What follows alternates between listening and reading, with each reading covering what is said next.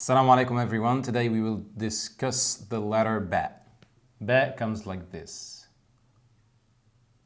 As a letter. In the word, it comes like this in the beginning, in the middle, and at the end, and it could come at the end just like that.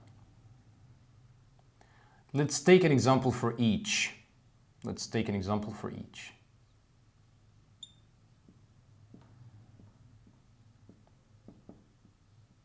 Battatun. See, the ba in the beginning looks like that. In the middle,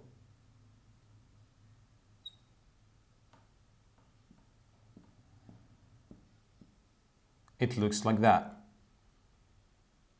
At the end,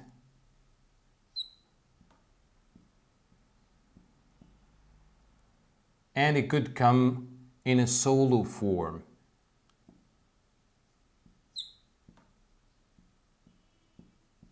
Just like that. So the ba could come like this in the beginning, in the middle, at the end it has got two shapes. And remember, the dot in the ba is at the bottom, not at the top. The bottom, not at the top.